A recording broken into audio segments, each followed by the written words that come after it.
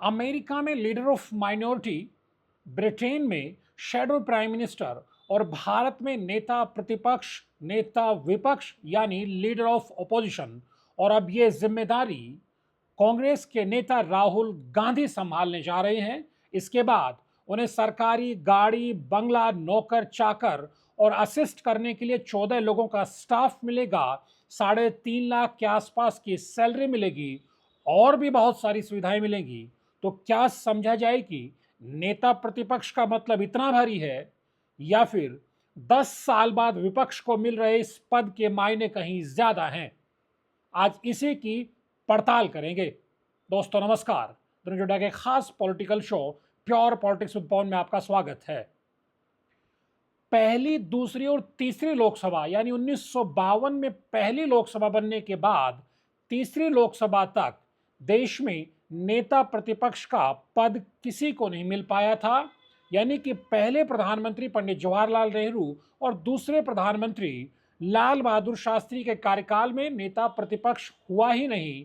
1969 में यानी चौथी लोकसभा में पहली बार जब इंदिरा गांधी प्रधानमंत्री बनती हैं तो उनके सामने राम सुभाग सिंह को नेता प्रतिपक्ष का पद मिलता है। वो कांग्रेस और ओ से यानी कांग्रेस ऑर्गेनाइजेशन, कांग्रेस सिंडिकेट यानी के कामराज के नेतृत्व वाली कांग्रेस जब दो विभागों में बढ़ जाती है, उसके बाद जो दूसरा धड़ा कांग्रेस का होता है, सिंडिकेट कांग्रेस का धड़ा होता है, उनकी तरफ से राम सुभाग सिंह को नेता प्रतिपक्ष बनाया जाता है। यानी वो इस पद के को हासिल करते हैं। उसके बाद पांचवी, सातवीं और आठवीं लोकसभा में भी नेता प्रतिपक्ष नहीं होता है। और हम जानते हैं कि पिछले 10 सालों में भी यानी 16वीं और 17वीं लोकसभा में भी यानी 2014 से 2024 के बीच की 2 टर्म में जब प्रधानमंत्री नरेंद्र मोदी की अगुवाई में एनडीए सरकार चल रही होती है, तो इन 10 सालों में भी नेता प्रतिपक्ष का पद विपक्ष को नहीं मिलता है। और इसकी वजह यही होती है कि जो एक पैमाना है कि कम से कम 543 लोकसभा की अगर सीटें तो उसका 10वां हिस्सा यानी करीब 54-55 सांसद अगर विपक्ष के किसी दल के पास होंगे तो वो अपना नेता प्रतिपक्ष पद के लिए क्लेम कर सकता है। हालांकि इसके पीछे भी 1970 के नेता प्रतिपक्ष को लेकर के जो कानून बना उसका हवाला दिया जाता है, जिसमें तर्क दिया गया था कि 10% का जो सीटों की संख्या का जो दायरा है उसको नज़रअंदाज करके भी अगर लोकसभा के जो अध्यक्ष होते हैं वो चाहें तो जो सबसे बड़ा विपक्षी दल होता है उसे नेता प्रतिपक्ष का पद दे सकते हैं। लेकिन 2014 में सुमित्रा महाजन जब लोकसभा की स्पीकर बनती हैं तो मल्लिकार्जुन खड़गे को कांग्रेस अपना चेहरा बनाती है लोकसभा में, लेकिन उनको नेता प्रतिपक्ष का पद नहीं दिया जाता है। रीज़न यही दिया जाता है कि आपकी लोकसभा में जो पार्टी की जो 10वें हिस्से की सीटें नहीं है, यानी आपके सांसद सिर्फ 44 हैं, 55 सांसदों की दरकार है। उसके बाद 2019 में अधीर रंजन चौधरी को कांग्रेस अपना नेता बनाती है लोकसभा में, लेकिन वो नेता प्रतिपक्ष के पद का क्लेम नहीं करती है।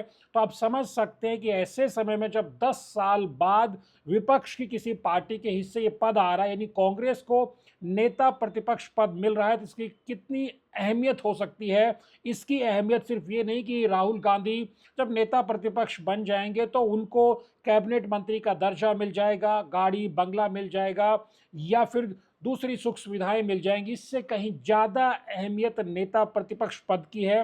और आज इसी को समझने की, इसी को डिकोड करने की कोशिश करते हैं कि जो भारतीय संसदीय प्रणाली है, भारतीय संसदीय व्यवस्था है, उसमें नेता प्रतिपक्ष के पद की इतनी ज़्यादा अहमियत क्यों है। वह भी तब जब देश में प्रचंड बहुमत की सरकारें बनती रही हो, तब कितनी शिद्दत से विपक्ष ने इस पद के न होने की, इस पद की कमी को महसूस किया। अब सिलसिलेवार तरीके से बात करते हैं। नेता प्रतिपक्ष का पद, जैसा हमने पहले बताया कि राम सुभाग सिंह पहले देश के नेता प्रतिपक्ष थे तो चौथी लोकसभा में बनते। उसके बाद इस पद को अगर आप देखेंगे कौन कौन देश में नेता प्रतिपक्ष बने, तो आप पाएंगे कि जब आप राहुल गांधी की अगर आप बात करते हैं तो गांधी, नेहरू गांधी परिवार से राहुल गांधी तीसरे नेता होंगे जिनको नेता प्रतिपक्ष का पद मिल रहा है। इससे पहले उनके पिता राजीव गांधी 1989 में करीब साल भर के लिए नेता प्रतिपक्ष बने थे, जब वीपी सिंह प्रधानमंत्री बने थे। कांग्रेस से निकल करके किस तरह से वो खड़ा होते हैं और उसके बाद पूरा प्रकरण होता है और उसके बाद वो प्रधानमंत्री बन जाते हैं। तब राजीव गांधी नेता प्रतिपक्ष बनते हैं। साल भर से कुछ 5 दिन के आसपास का ज़्यादा का उनका कार्यकाल रहता है। उसके बाद 1999 से 2004 तक जब वाजपेयी, अटल बिहारी वाजपेयी एनडीए की तरफ से प्रधानमंत्री होते हैं, तब सोनिया गांधी नेता प्रतिपक्ष की जिम्मेदारी संभालती। यानी राहुल गांधी से पहले उनके परिवार के 2 लोग इस पद पर रह चुके हैं। उनके पिता राजीव गांधी और उनकी मां सोनिया गांधी इस पद पर रह चुकी हैं। उसके अलावा भी अगर विपक्षी धड़े से भी बात करें तो शरद पवार भी इस पद पे रह चुके हैं, नरसिम्हा राव इस पद पे रह चुके हैं, बाबू जगजीवन राम जैसे नेता इस पद पर रह चुके हैं और अटल बिहारी वाजपेयी इस पद पर रह चुके हैं। उनसे पहले लाल कृष्ण आडवाणी इस पद पर रहे थे, वो 2004 के बाद भी रहे थे, उससे पहले भी वो इस पद पर रह चुके थे। तो यानी कि बड़े दिग्गज नेता जो हैं, यशवंत राव चौहान भी नेता प्रतिपक्ष लोकसभा में रहे हैं। तो कुल मिलाकर के सीएम स्टीफन भी इस पद पर रह चुके हैं। कांग्रेस के ज़माने में जब कांग्रेस विपक्ष में रही थी थोड़े थोड़े समय के लिए, जब जनता पार्टी की सरकारें बनी थी, तो ये बेहद महत्वपूर्ण पद होता है। इसका अपना एक लिगेसी है। बहुत ही मजबूत अच्छे ओरेटर इस पद पर रहे हैं। हमने सुषमा स्वराज का कार्यकाल भी देखा है जब वो नेता प्रतिपक्ष लोकसभा में होती थी। तो कुल मिलाकर के ये राहुल गांधी के पास एक बड़ी अपॉर्चुनिटी है। और सबसे बड़ी बात यह है कि राहुल गांधी को लेकर के जो ये धारणा लगातार बनती रही थी कि राहुल गांधी बड़ी महत्वपूर्ण जिम्मेदारियां संभालने से बचते रहते हैं।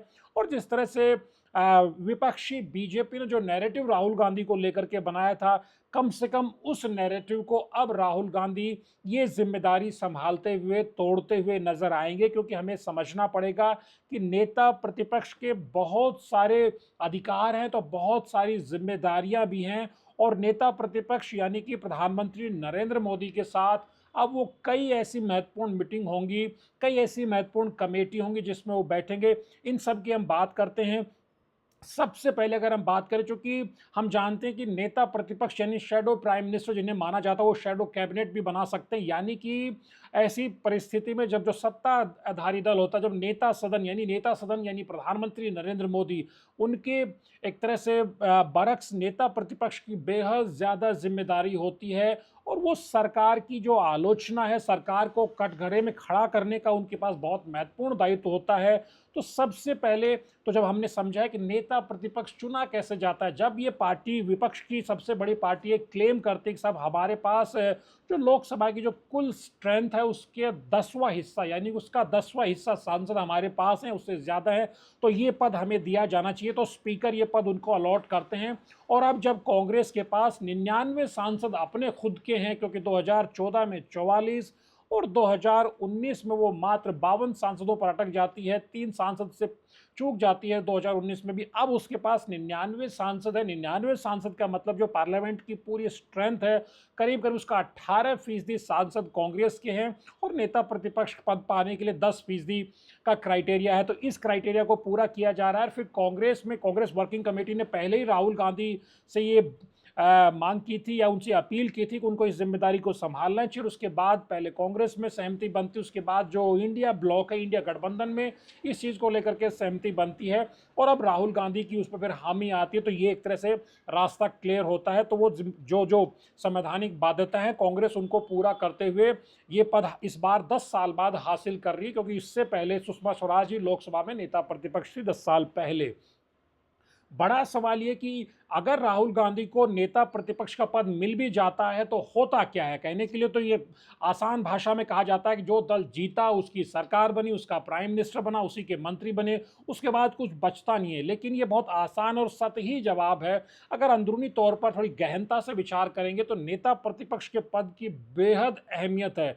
सबसे बड़ी बात यह कि जो बहुत सारे जो संवैधानिक पदों पर जो नियुक्ति होती है उनमें नेता प्रतिपक्ष का बेहद अहम रोल होता है। फिर चाहे चीफ विजिलेंस कमिश्नर की बात करिए, सीबीआई के डायरेक्टर की बात करिए, राष्ट्रीय मानवाधिकार आयोग के अध्यक्ष चेयरपर्सन की बात करिए, सदस्यों की बात करिए, जो मुख्य निर्वाचन आयुक्त होते हैं, जो मुख्य चुनाव आयुक्त होता है, और उनके साथ जो 2 चुनाव आयुक्त होते हैं उनकी नियुक्ति का मसला हो, यानी इस तरह की जो बेहद महत्वपूर्ण जो लोकपाल की नियुक्ति का मसला हो, यानी जो बेहद महत्वपूर्ण संवैधानिक पद होते हैं जिन पर नियुक्ति को लेकर के जो कमेटी होती है उसमें प्रधानमंत्री के बरक्स प्रधानमंत्री के साथ नेता प्रतिपक्ष बैठता है, तो यानी कि उनमें प्रधानमंत्री को नेता विपक्ष की भी सहमति लेनी होगी, यानी वहां पर नेता विपक्ष की भी, इस पद पर बैठे हुए व्यक्ति की भी से रहने वाली है। तो आप समझ सकते हैं कि कितने, करीब आधा दर्जन से ज़्यादा ऐसे महत्वपूर्ण पद होते हैं जिनकी नियुक्ति की प्रक्रिया का नेता प्रतिपक्ष अहम हिस्सा होता है, और ये जिम्मेदारी राहुल गांधी को भी मिलेगी। यानी पहली बार 10 साल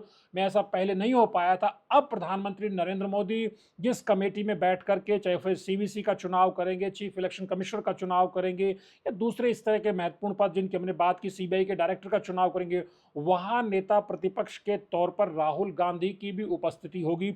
ये एक नियुक्तियों में नेता प्रतिपक्ष की भूमिका है। उसके बाद जब आप बात करेंगे कि संसदीय प्रणाली में, संसदीय कामकाज में, गतिविधियों में नेता प्रतिपक्ष की भूमिका क्या रहती है, आप जानते हैं नेता प्रतिपक्ष के पास सदन में असीमित पावर होते हैं। वो एक तरह से कंस्ट्रक्टिव वे में जब चाहे तब सरकार के स्पीकर से अनुमति लेकर के सरकार की आलोचना कर सकते हैं, सरकार का ध्यानाकर्षण कर सकते हैं, तो कर ही सकते हैं। उसके अलावा जो पार्लियामेंट्री कमेटीज होती हैं, जो स्टैंडिंग कमेटी होती हैं, जो समितियां होती हैं संसद की, जिनका बहुत महत्वपूर्ण रोल होता है नीतियों के निर्माण में, सरकार से सवाल जवाब करने में।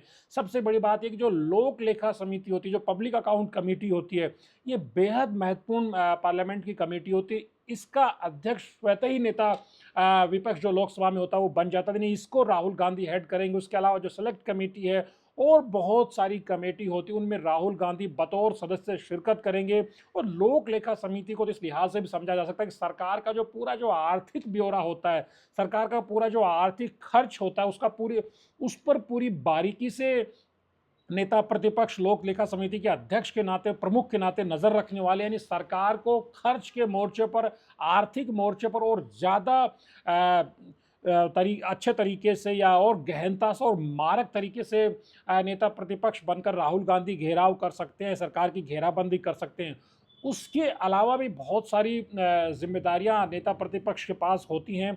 अगर हम बात करें कि जैसे हमने संसदीय समितियों की बात की है, उसके अलावा जब पार्लियामेंट में डिबेट होती है, हमने पिछले कुछ समय में देखा कि राहुल गांधी, हालांकि 2004 में पहली बार अमेठी से सांसद बने थे, और एक तरह से 20 साल से राहुल गांधी पार्लियामेंट्री लाइफ में है, लेकिन संसदीय जीवन में है, लेकिन वो इस तरह से किसी संवैधानिक पद पर नहीं थे। वो पिछले टर्म में सांसद के नाते कई संसदीय कमेटियों के सदस्य जरूर रहे हैं, चाहे फिर वो गृह विभाग की रही हो, चाहे फिर वो विदेश मंत्रालय की कमेटी रही हो, दूसरी समितियों में वो जरूर रहे।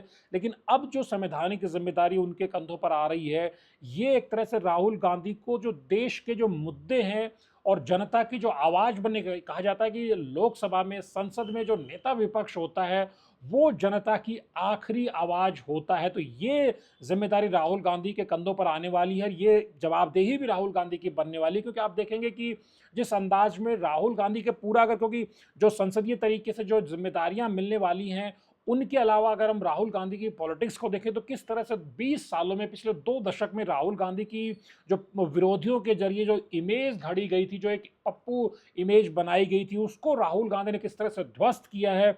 और 2024 के लोकसभा चुनाव में जब बीजेपी 370 पार का नारा देकर के चुनाव में उतरती है, एनडीए 400 पार का नारा देकर के चुनाव में उतरते हैं, तब जिस अंदाज में राहुल गांधी ने पहले भारत जोड़ो यात्रा, उसके बाद भारत जोड़ो न्याय यात्रा के जरिए पूरे देश में जो भ्रमण किया, उसके बाद जो राहुल गांधी की राजनीति में, उनके भाषण की कला में, बोलचाल की कला में जो तेवर आया है, या जो तेवर राहुल गांधी ने अख्तियार किया, वो 18वीं लोकसभा में हम लगातार पहले दिन से, जब से शपथ सांसदों को हुई, उस समय से हम देख रहे हैं किस अंदाज में राहुल गांधी ने संविधान की कॉपी अपने हाथ में लेकर के, जिस अंदाज में चाहे प्रधानमंत्री नरेंद्र मोदी शपथ ले रहे हो, या दूसरे उनके कैबिनेट के सहयोगी शपथ ले रहे हो, या फिर जो मंत्री शपथ ले रहे हो, उस दौरान राहुल गांधी जिस तेवर में नजर आए हैं, नेता प्रतिपक्ष बनने के बाद उनकी जो तेवर है वो और तल्ख और तीखे होने वाले हैं। साथ ही उनकी ये जवाबदेही भी बढ़ने वाली, क्योंकि नेता प्रतिपक्ष के नाते बहुत कंस्ट्रक्टिव तरीके से विद द फैक्ट्स आपको सरकार को घेरने का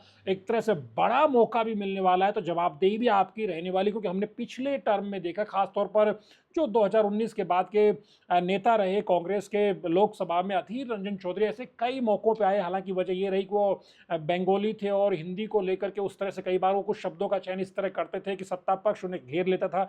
ये ध्यान राहुल गांधी को भी रखना पड़ेगा, जब उनके पास असीमित मौके होंगे सत्ता पक्ष को घेरने के, तो उनकी जवाबदेही भी बहुत बढ़ने वाली है। बहुत संभल कर के उनको चलना है, लेकिन यहाँ से उनकी पूरी पॉलिटिक्स है, वो एक नए स्टेज पर, एक नए पड़ाव पर पहुँचने वाली। जैसा हमने पहले भी कहा कि राजीव गांधी भी ये ज़िम्मेदारी सँभाल चुके हैं और आप जानते हैं कि उसके बाद भले ही नरसिम्हा राव प्रधानमंत्री बने हों, लेकिन 1991 में जब नतीजे आए चुनाव के, लोकसभा के, उसके बाद में कांग्रेस की सरकार बनती है और जब सोनिया गांधी 1999 से 2004 के बीच में नेता प्रतिपक्ष की जिम्मेदारी लोकसभा में निभाती हैं, उसके बाद भी कांग्रेस यूपीए के जरिए सत्ता में आती है। तो क्या समझ जाए कि राहुल गांधी के पास एक बहुत बड़ी अपॉर्चुनिटी है।